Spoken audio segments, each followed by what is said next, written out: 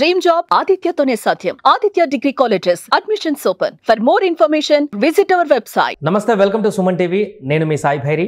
అమరావతిలో ప్రస్తుతం 2 మెగా సిటీలు ప్రారంభం కాబోతున్నాయనేటువంటి ఒక చర్చ. అమరావతి ఒక రాజధానే కాదు, అది 2 రాజధానులుగా మారబోతుందా అనేటువంటి ఒక సందేహం. దీనికి సంబంధించి మనం మాట్లాడదాం. మనతో పాటు Suman TV news chief editor Keshav గారు ఉన్నారు. సార్ నమస్తే. నమస్తే. సో అమరావతి అనేది ఇప్పటివరకు ఆంధ్రప్రదేశ్ రాజధాని, ఒకటే నగరం, పెద్ద భారీ నగరంగా రూపుదిద్దుకోబోతుంది అనేటువంటి ఒక వార్త ఉన్న నేపథ్యంలో ఇప్పుడు అది ఒకటి కాదు 2 నగరాలుగా మారబోతుంది అనేటువంటి ఒక ప్రచారం జరుగుతుంది. ఎంతవరకు వాస్తవం ఉందంటారు దీంట్లో? అంటే ఒకటి ఏంటంటే, అమరావతి ఓల్డ్ అమరావతి పుణ్యక్షేత్రంగా పాపులర్. ఇప్పుడు రాజధానిగా ఒక అమరావతి ఆవిర్భవిస్తుంది కాబట్టి దాన్ని మాస్టర్ ప్లాన్ డీవియేట్ అవడానికి అయితే రాష్ట్ర ప్రభుత్వానికి ఎలాంటి అవకాశాలు లేవు. అది ఆల్రెడీ సుప్రీంకోర్టు దాకా వెళ్ళినటువంటి వ్యవహారం కదా. హైకోర్టు జడ్జిమెంట్ ఇచ్చింది, మాస్టర్ ప్లాన్ డీవియేట్ అవ్వకుండా జగన్మోహన్ రెడ్డి గారి గవర్నమెంట్కి ఆదేశాలు ఇచ్చింది. కాబట్టి ఒకటి ఆ రాజధాని. రెండవది ఏంటంటే, ఈ 5 ఏళ్లలో జరిగినటువంటి పరిణామాలు, ఆంధ్రప్రదేశ్ ప్రభుత్వం గత 10 నెలల్లో చేసినటువంటి ఒక పరిశ్రమ, అంటే రకరకాల ఇండస్ట్రీస్ని తీసుకొచ్చేటువంటి ప్రయత్నం, రాష్ట్రానికి తీసుకొచ్చే ప్రయత్నాలు చాలా జోరుగా సాగినాయి. డబుల్ ఇంజిన్ సర్కార్ ఎఫెక్ట్ అందులో క్లియర్గా కనిపించింది. ఇప్పుడు రాష్ట్ర ప్రభుత్వం చేస్తున్నటువంటి ఆలోచన ఏంటంటే, కృష్ణా నదికి అటువైపు ఇటువైపు కూడా రాజధాని ఉండాలి అనేటువంటి ఒక సంకల్పంతో ముందుకెళ్తాం. అంటే ఇప్పుడు కొత్తగా 50,000 ఎకరాల వరకు భూసేకరణ చేయబోతున్నారు అనేటువంటి ఒక వార్త వస్తుంది కదా. అంటే ఇది దీంట్లో భాగంగానే చూడొచ్చు. ఒక విషయం మనం చెప్తే కొద్దిగా అతిశయోక్తిలాగా ఉండొచ్చు, 1,00,000 ఎకరాలు సేకరించే అవకాశాలు కూడా ఉన్నాయి. ఎందుకంటే ఒక లెక్క చెప్తాను మీకు, వినండి. ఇప్పుడు ఒక 10,000 ఎకరాలు కనుక భూములు సేకరిస్తే, మనం చెప్పేటువంటి హెడ్లైన్స్లో 10,000 ఎకరాల సేకరణ అని చెప్తాం. కానీ ల్యాండ్ పూలింగ్ ద్వారా రాష్ట్ర ప్రభుత్వం భూసేకరణకు వెళ్తే ప్రభుత్వానికి వచ్చేటువంటి భూముల శాతం అందులో 25% 30% ఉంటుంది. ఇప్పుడు అమరావతిలో 55,000 ఎకరాలు ఉంటే, అమరావతి టోటల్ ప్రాజెక్ట్ డెవలప్ అయిన తర్వాత ప్రభుత్వ చేతిలో ఉండేటువంటి భూములు గతంలో ఇచ్చినటువంటి శ్వేతపత్రం ప్రకారం చూస్తే కూడా 6,000 ఎకరాలు. సో ఈ 6,000 ఎకరాలు మాత్రమే ఆంధ్రప్రదేశ్ ప్రభుత్వ ఆధీనంలో ఉంటుంది. మిగతా అంతా కూడా వివిధ సంస్థలు కావచ్చు, డెవలప్మెంట్కి ఎవరైతే ల్యాండ్ దానం చేశారంటామా లేదా వాళ్ళు ఇచ్చారంటామా, సో వివిధ కారణాలతో ఇచ్చినటువంటి లబ్ధిదారులు ఎవరైతే వాళ్ళకి డెవలప్మెంట్ ఇవ్వాలి కదా. 1 ఎకరం భూమి ఇస్తే 400 గజాలు డెవలప్ చేసినటువంటి ప్లాట్ ఇవ్వడం కదా అగ్రిమెంట్. అక్కడ 200 గజాలు కమర్షియల్ ప్లాట్ కూడా ఇస్తామనేటువంటి అగ్రిమెంట్ ఉంది, ప్లస్ కౌలు ఇస్తామనేటువంటి అగ్రిమెంట్ ఉంది. కాబట్టి మీకు సైజ్ చూసినప్పుడు 1,00,000 ఎకరాలు అనగానే చాలా పెద్ద అమౌంట్ లాగా అనిపిస్తుంది, అంటే చాలా పెద్ద నంబర్ లాగా కనిపిస్తుంది. ఇప్పుడు 44,000 ఎకరాలు అండి.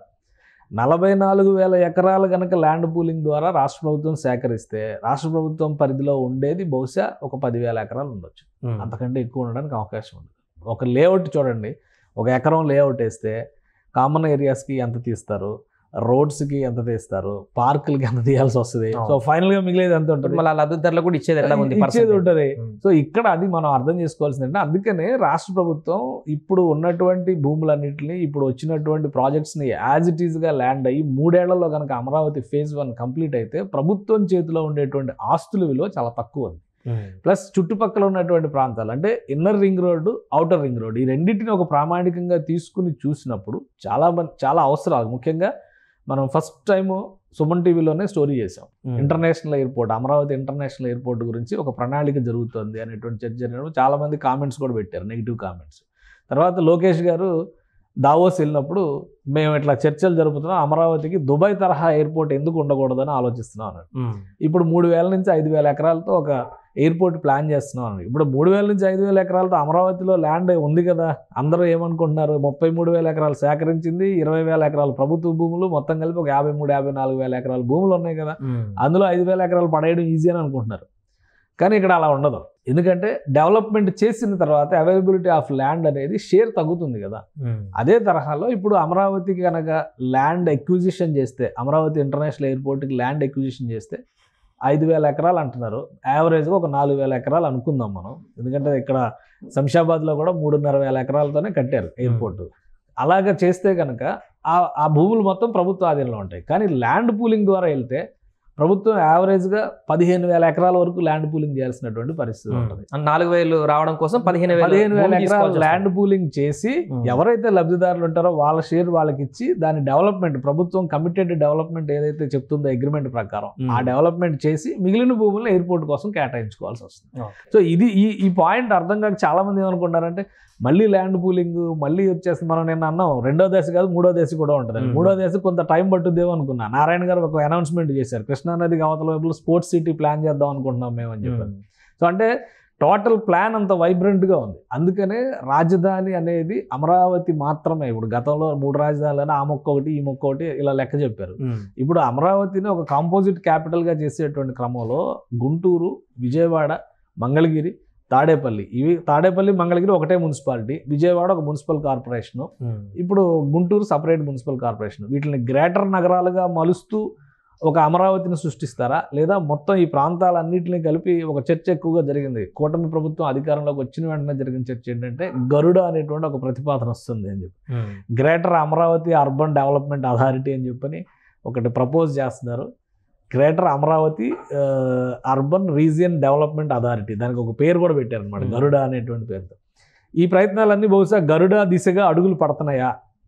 అందుకనే రాజధాని నదికి 2 వైపులా అభివృద్ధి చెందేటువంటి అవకాశం. ఎందుకంటే విజయవాడ చాలా కూతవేటు దూరంలో ఉంది, అమరావతికి 13 కిలోమీటర్ల దూరంలో విజయవాడ నగరం ఉంది. ఇది క్యాపిటల్ ఏరియా అమరావతికి.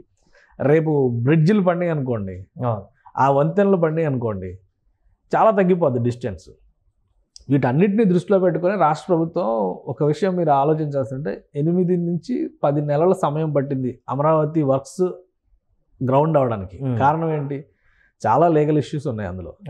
ఆ కేసులన్నింటినీ పరిహరించుకొని పనులు మొదలు పెట్టడానికి ఇంత సమయం పట్టింది. అందుకనే ఫ్యూచర్లో అలాంటి సమస్యలు ఏవి రాకుండా ఉండడం కోసం ఒక అమరావతి మహాస్వరూపాన్ని ఏ విధంగా డిజైన్ చేయాలి, భవిష్యత్ అవసరాలను కూడా దృష్టిలో పెట్టుకుని ఆ ఆలోచన చేస్తూనే రాష్ట్ర ప్రభుత్వం కొన్ని పాకెట్స్ని inner ring road, outer ring road పరిధిలోకి వచ్చేటువంటి ప్రాంతాలపైన అధ్యయనం చేస్తుంది. అదే క్రమంలో ఆయా ప్రాంతాల్లో చాలామంది రైతులు, మెజారిటీ రైతులు స్వచ్ఛందంగా మేము ఈ భూములు ఇస్తాము, మాకు ప్రభుత్వం ల్యాండ్ పూలింగ్ విధానంలో మాకు ప్రభుత్వం అగ్రిమెంట్ చేస్తే మేము సిద్ధంగా ఉన్నామని చెప్తున్నారు. బహుశా 2-3 రోజుల్లో దీనికి సంబంధించినటువంటి నోటిఫికేషన్ వస్తే ఎంత వాల్యూమ్ తీసుకుంటారనేది అప్పుడే క్లారిటీ ఇవ్వలేము. ఒక లెక్క అయితే కనిపిస్తుంది, 4 మండలాల్లో 11 గ్రామాల్లో దాదాపు 44,000 ఎకరాలు, ఇవన్నీ కూడా అమరావతి దక్షిణ భాగం వైపులోనే ఉన్నాయి. ఇప్పుడు నారాయణ గారు నిన్న చేసినటువంటి ప్రకటన అమరావతికి ఉత్తర భాగం వైపు వస్తున్నటువంటి ప్రకటన అది. సో అంటే అటువైపు ఒక 2,000 ఎకరాల భూములు కూడా సేకరించేటువంటి అవకాశం ఉండొచ్చు.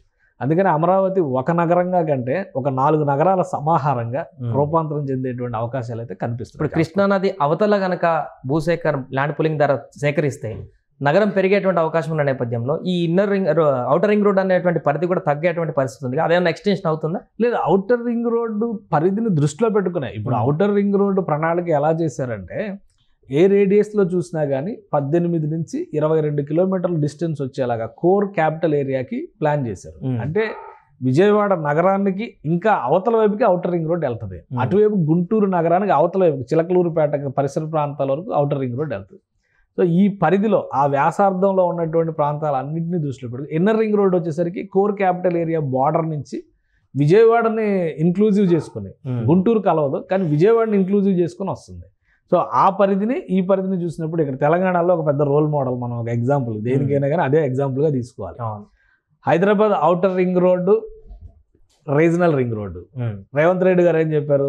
ఔటర్ రింగ్ రోడ్డు లోపల ఉన్నదంతా కూడా urban cluster, regional ring road పరిధిలోకి వచ్చేదంతా కూడా సెమీ అర్బన్ క్లస్టర్ అన్నారు. రిమైనింగ్ తెలంగాణ రూరల్ అన్నాడు ఆయన. సో ఆ కోణంలో చూసినప్పుడు ఏంటంటే ఇక్కడ Amaravati inner ring road, outer ring road పరిధిలో ఉన్నటువంటి ప్రాంతాలన్నిటినీ కూడా సెమీ అర్బన్ కేటగిరీలోకి డెవలప్ చేసేటువంటి ప్రణాళికను రాష్ట్ర ప్రభుత్వం తీసుకుంటుంది. ఇన్నర్ రింగ్ రోడ్డు పరిధిలోకి వచ్చేటువంటి ప్రాంతాలన్నీ కూడా పూర్తి స్థాయి పట్టణీకరణ దిశగా వెళ్లాలనేటువంటి సంకల్పంతో అడుగులు వేస్తుంది. అందుకనే నదికి 2 వైపులా రాజధాని వస్తుందని చాలా స్పష్టంగా చెప్పొచ్చు మనం. Right sir. అది ప్రస్తుతం నదికి, కృష్ణానదికి 2 వైపులా కూడా అమరావతి అనేటువంటి రాజధాని విస్తృతం కాబోతుంది. దీనికి సంబంధించి త్వరగానే అడుగులు పడబోతున్నాయి. భూ సేకరణకు సంబంధించి కూడా ల్యాండ్ పూలింగ్ దిశగా కూడా ప్రభుత్వం ముందడుగు వేస్తున్నట్టుగా తాజాగా నారాయణ గారు చెప్పినటువంటి వివరాల ప్రకారం తెలుస్తుంది. ఈ లెక్కన హైదరాబాద్కు మించినటువంటి భారీ నగరం అమరావతి వేదికగా అతి తొందరలోనే ఆంధ్రప్రదేశ్ ప్రజలు చూడబోతున్నారు. సుమన్ టీవీలో మీ పర్సనల్ అండ్ బిజినెస్ ప్రమోషన్స్ కోసం కింది నెంబర్కి కాంటాక్ట్ చేయండి.